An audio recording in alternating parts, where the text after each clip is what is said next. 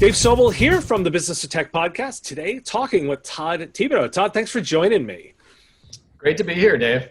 So you and I have been talking a lot. We are obviously warming up to, and we've had some conversations going on because one of the things that I've been following a lot is what's going on in the managed services space around regulation. And what's interesting is you just made a big announcement last week, and I want to get a little bit of understanding of what your thinking is in the change of direction around lobbying, because this has been a pillar of your strategy for a few years, and you've made a change. So what's the thinking behind that? Yeah, I think a few years ago, we changed the way we organized our annual goals to have a category called relevance. And one of the ways that we felt we could increase our relevance across the industry at large was to take a bigger position in the public policy space, particularly at the state and at the federal level. So we acquired the Tech America group, which was teetering on the brink of bankruptcy at that time, virtually insolvent. Right. And we brought them in, and with them came the state activities they had, some of the federal activities that were in addition to what we did. And what we hoped we would be able to employ was something that we were calling grassroots to global, so that we would have the full range of spectrum of companies that we'd be representing, from the smallest people, including individuals who are out there trying to get jobs in the industry, all the way up through the traditional MSPs that we think about, which are the bread and butter. There's 150,000 of them out there working today, providing the support, and then all the way up to larger companies. We would do trade compliance and regulation work. We would lobby on privacy issues, lobby on things, also try to build some national initiatives towards a national standard on data breach. So we had a very ambitious agenda that we wanted to pursue as part of that. And through the process of that, we developed basically the preeminent state program that was out there. But a lot of that work tended to center around a small set of issues that were primarily for the benefit of a small number of very large companies. And one of those issues was right to repair. And as that right to repair issue kind of came along, we began to recognize more and more that we were on the wrong side of that issue, that it was probably a position that we were taking on behalf of the companies there that was contrary to what we want to be our core, which is openness and opportunity, entrepreneurship, allowing companies to come along and fulfill the needs of the customers. So as that began to kind of rub us a little bit more the wrong way, I think it led to a lot of soul searching. And then as the pandemic happened, and as the global fight for justice kind of taking shape, and thinking about the position that we had and the role that we could play, it just didn't make sense to continue to put resources towards doing that kind of work on behalf of those companies who honestly don't probably need our help in the long run. These are trillion-dollar companies or near trillion-dollar companies that we're working on behalf of, and there's no reason why they can't go out and work with. There's lots of other tech groups they can work with. Right. So we weren't the only ones, but right. We're the only ones in the position that we have in the workforce space. Think about the CompTIA's certification kind of platform and pipeline. It's probably one of the most preeminent colorblind pathways to a career that exists anywhere in the world. We're global. So we wanted to put the emphasis behind that. And the reaction that we've gotten has been very positive. Yep. I would expect this in terms of the change, particularly, I've had conversations about right to repair on my show, and don't mind saying that I had come out saying I thought you were on the wrong side of it. And so I was encouraged to see the change. Now, before we move on from lobbying, I want to ask kind of a bit of a follow-up here, because I've been spending a lot of time thinking about all of the security issues and the ransoms that are being paid. And one of my more recent interviews was discussing around insurance and how the insurance companies are starting to review this space. And I think this is moving government into slower action, particularly on our space. And that I think regulations are coming in a more substantial way. I think you've got a different perspective, and I'd like to hear your take on kind of what your thinking is on what's happening in that space, and particularly as that think around you've withdrawn from lobbying. What's your take on that space? Right. So I want to emphasize, too, we're going to maintain an outsourced capacity, not necessarily with a formal internal staff, but we're going to work with a company called the Signal Group in DC that we've worked with for a long time. The head of that group, Charles Cooper, has been a good friend of our organization for years, and we're going to utilize Charles. We're going to be talking with him actually next week to set up the pace and cadence of how they're going to be monitoring some of the things that you've been talking about and describing, to make sure that we're able to address those as we need to. I think the thing was, let's lower the cost structure of having an ongoing large staff of people doing this work and monitor the activity, and then be able to rally resources on those issues as we need them. we've been following this issue around licensure and certification of companies for many years. And although there's been some discussions in some state legislatures, most of the time they've never made it past conferences. They've never made it past one house of a bicameral legislature passing that. They've certainly not gotten to the government's desk.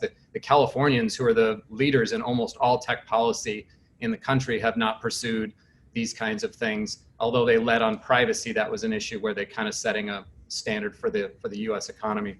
But if these things do come along and they do become a threat, we'll absolutely be there to address them on behalf of the group of companies that are going to be impacted the most. And that's these small MSPs, people who are standardizing their practice in cybersecurity, people who are doing all kinds of different work there. So we want to make sure that everybody understands we are going to be there for that constituency as we need, but we're just going to monitor it and see what happens. Now, there's a chance that what you're saying could absolutely happen. But our experience has been over the last few years that everybody gets in these huffs around these things. There'll be a particular issue happen. Look what happened in Atlanta. What a terrible situation that they had to go through. Or the hospital in California that ended up doing all their work on pad and paper before they finally gave in and paid. So the ransomware creates a lot of motivation for it, but a lot of times it peters out. And we just think that over the course of the next couple of years, in what we've been monitoring up to this point, that we don't see a lot of high risk things happening probably over the next 2 years. Maybe after that, but states are so strapped for money right now. They're so strapped for priorities related to the pandemic and their workforce and all kinds of different things that we don't think this will be a priority for them. Now, if it does and it comes back up, we'll absolutely be there to contend. I mean, the licensure issues that you see in other industries, like maybe it's plumbing or electrical, that are union driven a lot of times, those are meant to be exclusionary practices where you're setting the bar so high that it requires someone to have to climb that new border wall, to get over it, to get into the industry. So we don't want to see something like that because it stunts entrepreneurship and it stunts the kinds of companies then. But if it comes to that point, we'll get together a group of our members. We'll take their guidance and we'll see what we need to do. Luckily, in the Louisiana case, it's only related to government contracting. It's not related to peer-to-peer, for-profit company to for-profit company work. When you start to see it creep into that, that's when I think everybody should really pay attention, because most of the laws that have been enacted, and lots of, several other states have done this, they've almost always been related to government contracting. Okay. It's interesting you bring up the electrical and plumbing angle, because the discussions that I've been thinking about are the idea of CPAs, doctors, lawyers, which is a different kind of certification. And it will be interesting to see which of those two models plays out. And you could be right. Like it's a matter of how long this may take to get there. Right. So I think the CPA, doctor, lawyer is interesting. Those are professional society driven things. Mm-hmm. And again, they were meant to be exclusionary, so that you created this high bar, and the continuing education requirements for those groups to maintain your credential is pretty substantial. The number of hours that you have to deploy to put those things, continuing to put them into practice. I'm not sure how practical that would be and what kind of an audit structure you would potentially need for that. So we had the trust mark for years. And when we initially imagined it, it ended up being so difficult for people to get because they were so far from meeting what we considered to be the highest bar possible. And we had auditors at the time, and people had to submit documentation. There was a lot of work. So we ended up having to take it down a few pegs. And then that was still challenging to people.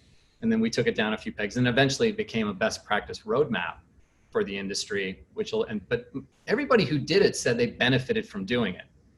Right. We talked about this prior, it was challenging for us to get vendors to kind of say, okay, we'll give preference to you if you take these steps to become a better actor or become a company that's following these best practices. Look how long the NIST framework has been out, and how few companies have really fully adopted it and embraced it. And so this idea that you can put out this best practice standard, but I think if someone really steps to the forefront and says, yeah, I'm going to give preference to companies who adhere to these best practices, and maybe it'll be self-validating at the beginning, and maybe it eventually evolves into something where you could have this audit process or some kind of continuing education kind of model.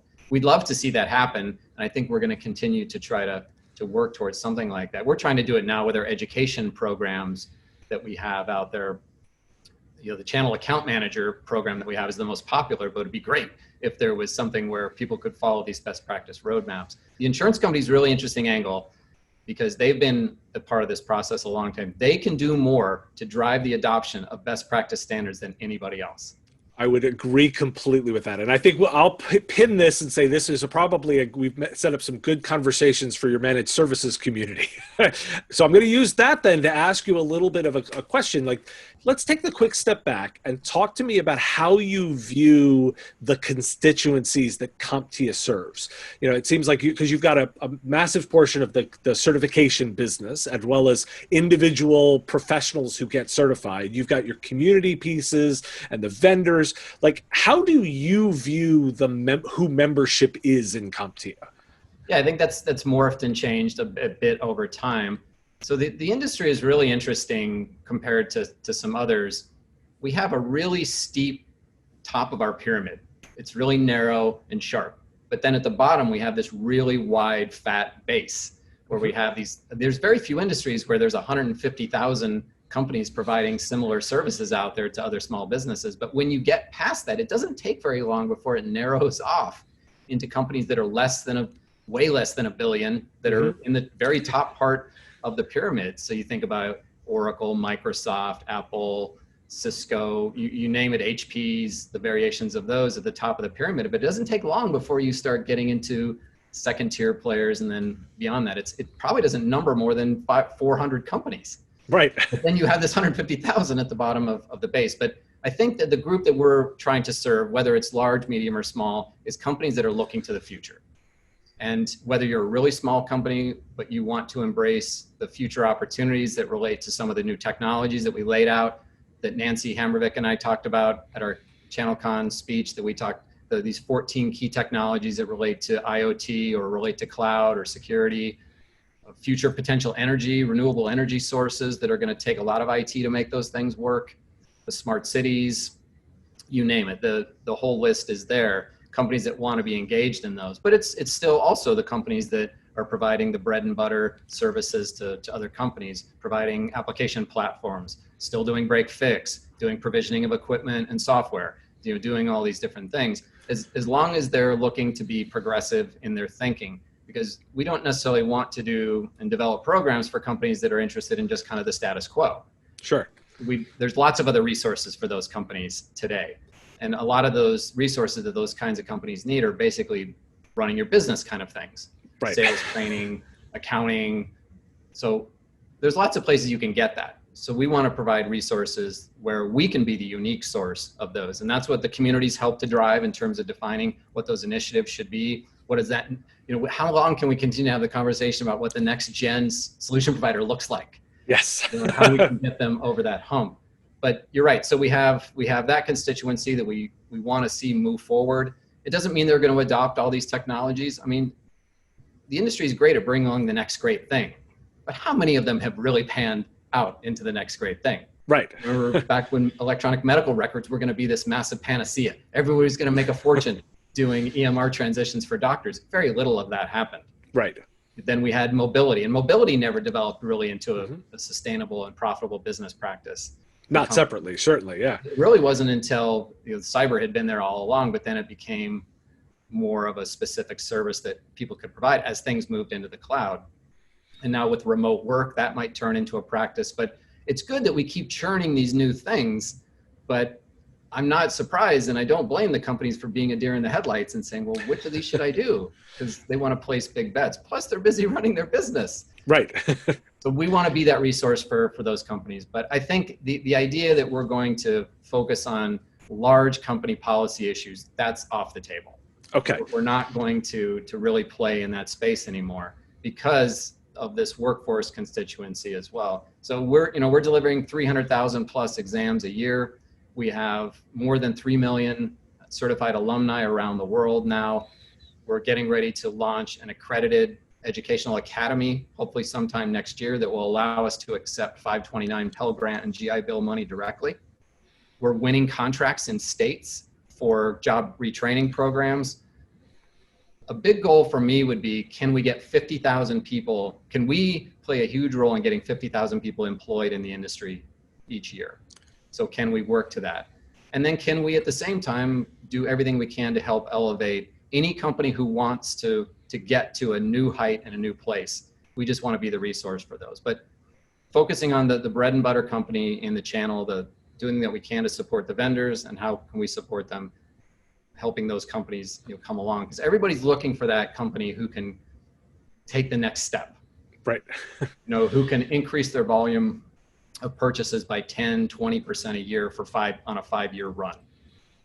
And it's hard to identify those companies, but what can we do to provide the resources? Okay, so I want to, you said you're doubling down on diversity, inclusion, and equal opportunity efforts. What does that mean?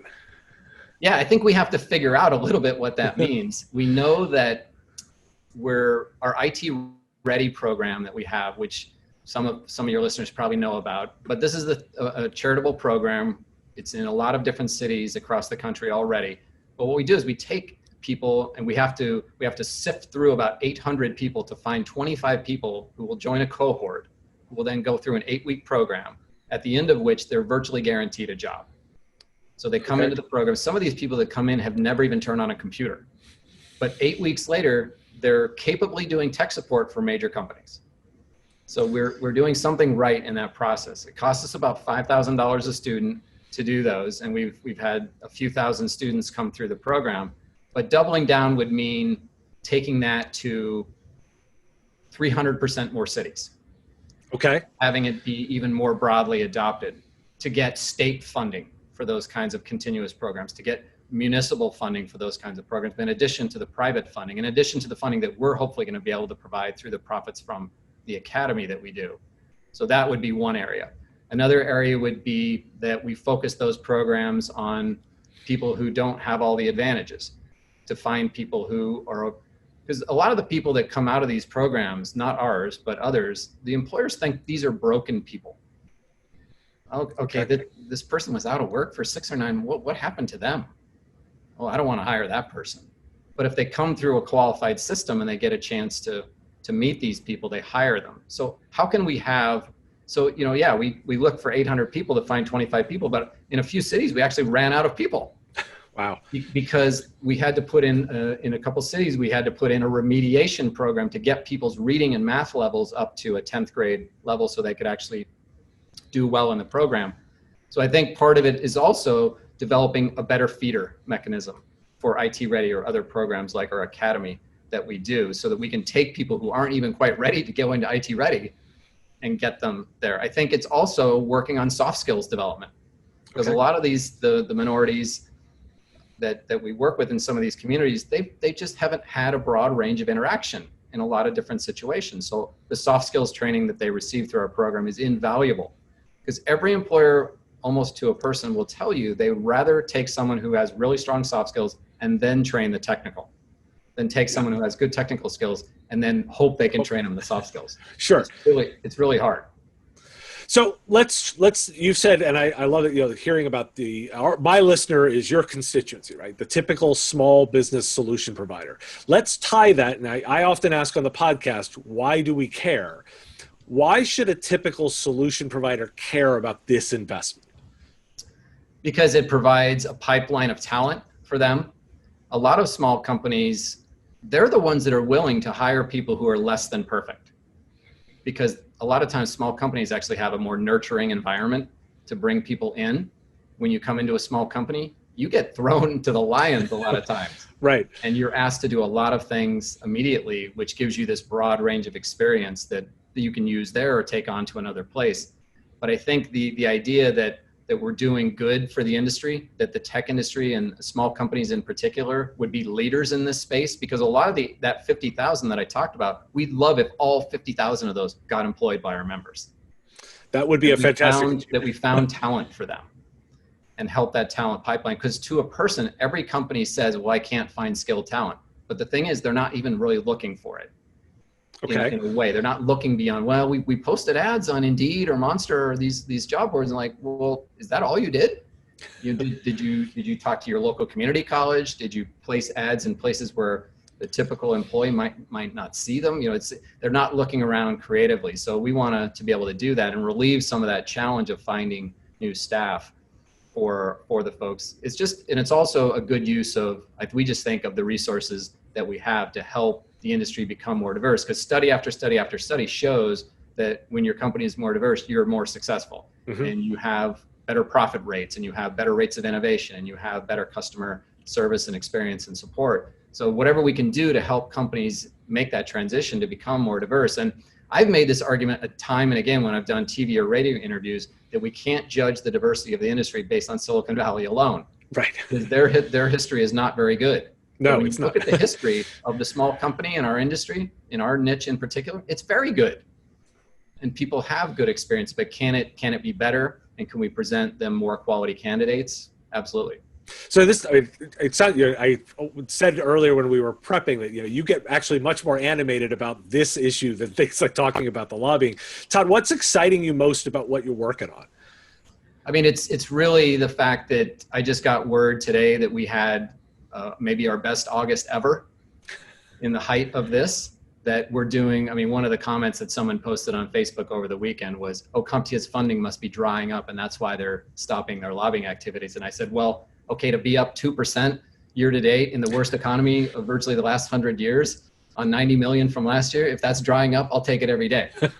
Right. So I think the idea that we can kind of come back to our core, that we can have this really tight focus. Our communities are doing great through this, and we've had such high levels of engagement. Our member retention is 10 points higher through all of this than it's been prior to that. And that's a testament to Nancy and her team for the work that they've done. The participation rates in our online meetings and forums has been great. I mean, the number of people that participated in ChannelCon Online was fantastic. We had people that stayed through all the days, saw all the sessions, and I think we had a bunch of really good content for that. The good thing is we've been doing virtual events for years, so this wasn't a tough transition. We produced the entire event for about $25,000. Oh, that's fantastic.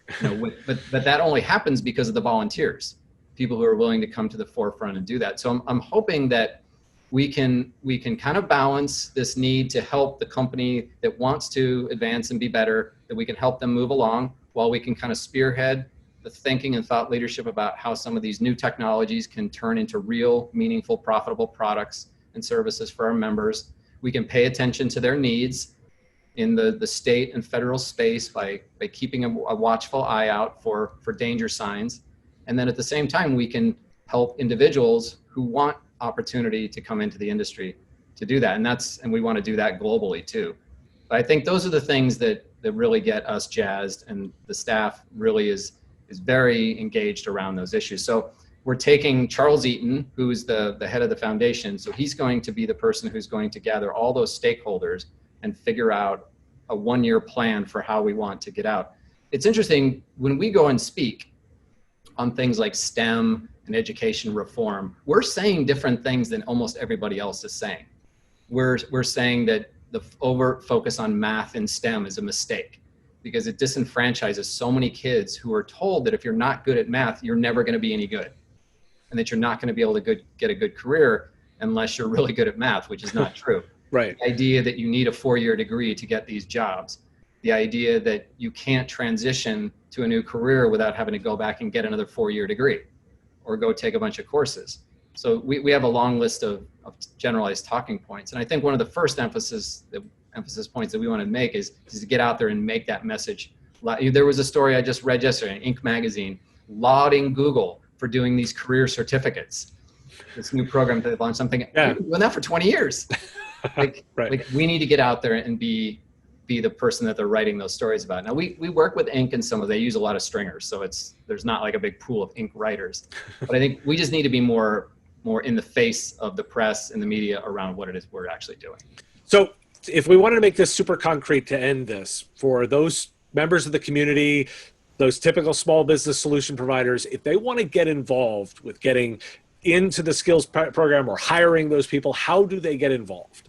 Yeah, I think we don't have all the answers for that right now, but I think as it relates to IT Ready, so if anybody out there wants to learn more about that, just have them reach out to me at ceo@comptia.org, and I'll direct them to the individuals, and they can find out when we have people graduating from the classes. One of the things that's real challenging though for a lot of the people that come through the programs is, I mean, they're taking 8 weeks off from any compensation, because typically this is a full day program, and unless they're working nights, they're giving up some money and they don't get a stipend through the program. They're going to get a job. Right. But I think one of the things we'd like to do long term is have some relocation scholarships for some people that would allow them to tap into a fund that would allow some of our graduates to move to places where there's a job. Because this is a huge part of the unemployment issues that we've had in this country. In particular, when housing values go down, when rents go up, it makes it really hard for people to move. And if you're in an area where there aren't any jobs, even if you train, you need to move. You need to go someplace where there's a job. So we want to do some I think some creative things with that. One of the things that I didn't mention is that might come out of this. We might be developing an angel fund for small company entrepreneurial startups in our space among our core membership. So we're exploring that. Our board had a bunch of great ideas. We'd welcome any suggestions about programs that we can put in place that will kind of drive more entrepreneurial opportunity for companies who want to start businesses in tech. Because right now, there's a lot of businesses that are going to go under in the hospitality space. A lot of restaurants are going to go down. A lot of these, it's just sad. But when things improve, there's good companies. I'm doing a presentation later today for channel partners talking about 6 things people can do to kind of help themselves survive this pandemic and the uncertainty in the future. And one of these big issues is around how do you market your company successfully during this when you can't do a lot of face-to-face meetings? Is your Zoom game really good? Right. How do you improve that? So I'll talk some about that. But I think there's a bunch of exciting things. But right now, the only really throughput that we have comes from the IT Ready. But if people want to know, CEO@CompTIA.org, and I'll make sure to plug them in to the right people. But we'll be announcing things probably in the next couple months as we kind of define how we're going to move forward with this. Great. Well, thank you for taking the time to talk to me about this, clarify some of these issues, and give people an opportunity to get involved in this. Yeah, we welcome involvement. As anybody who wants to get involved, join a community, follow the communities. We have so many people who participate on the communities and councils themselves. Then we have this next ring of people who follow what they do really closely. Then we have another group of people who kind of just occasionally do that. But we've reached I think a milestone in that we had more than 1 million touch points of people with our content, with our programs, with our webinars, with all the things that we're doing. And that doesn't even include all the touch points that happen in the certification space. So our content is being utilized and viewed by a lot of folks. But if you want to play a leadership role, we absolutely welcome your participation in the communities and councils. I think everybody listening had several things that they can do as homework to get involved. So, Todd, thank you for your time, and look forward to talking more. Thanks for watching. I do appreciate it. If you like the content, you can hit that like button to help me out, and hit subscribe to get access to content as it comes out. I do news and commentary every single day on the Business of Tech podcast, available on all the podcatcher platforms. You can go to businessof.tech and hit the blue button right there to add it to your podcatcher. Or get all the content right there on that website if you're a Patreon subscriber. Patreons support the content that I'm putting out and make this all possible. So subscribe, join with our Give What You Want model. You determine what it's worth and sign up for that amount. That gets you access to the entire businessof.tech website with all the stories covered there, as well as a daily digest. So you're getting the news delivered both to your podcatcher and in email format so you can read it and find anything you're looking for. Thanks for listening, and I will talk to you again soon.